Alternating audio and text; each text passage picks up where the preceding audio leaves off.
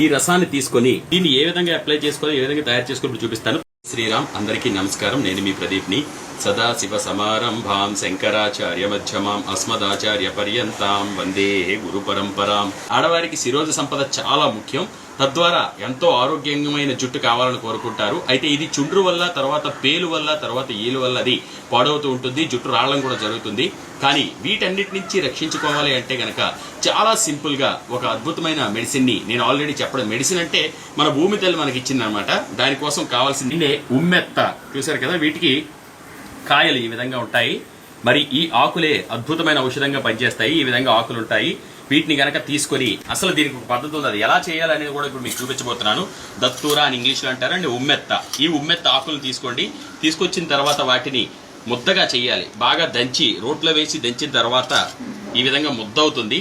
ఈ ముద్దను తీసి, మీరు మామూలుగా అయితే జ్యూస్గా రాదు, ఈ ముద్దను తీసి గనక ఇలా గుడ్డలో పెట్టి ఇలా వడకడితే గనక, మీకు అర్థం అవ్వాలని చూపించడానికి చేస్తున్నాను. ఇలా వడకడితే ఈ విధంగా వస్తుందన్నమాట రసం. దీన్నే ఉమ్మెత్తాకుల రసం అంటారు.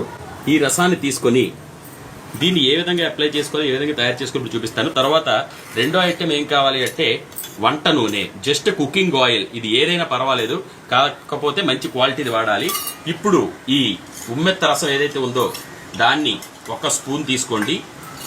ఒక స్పూను ఉమ్మెత్త రసంలో, ఉమ్మెత్త ఆకుల రసంలో ఒక 3 స్పూన్ల ఈ కుకింగ్ ఆయిల్ ఏదైతే మనం తీసుకున్నామో ఈ కుకింగ్ ఆయిల్ని కలుపుకోండి.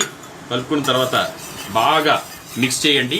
మిక్స్ అయిపోయిన తర్వాత ఈ ఆయిల్ ఏదైతే ఉందో బాగా మిక్స్ అయిపోతుంది.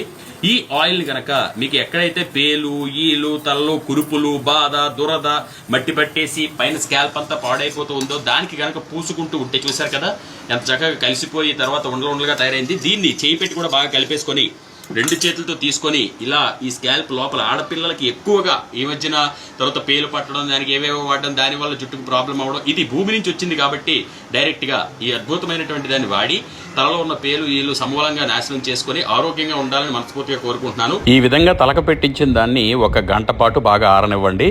తరువాత ఒక మైల్డ్ షాంపూ లేదా షీకాయ కానీ కుంకుడుకాయ కానీ పెట్టి తలస్నానం చేసేయండి. ఇలా వారానికి 2-3 సార్లు చేస్తూ ఉంటే రోజు తప్పించి రోజు పేలు ఈలు పోతాయి, జుట్టు దృఢంగా, బలంగా, ఆరోగ్యంగా ఎదుగుతుంది.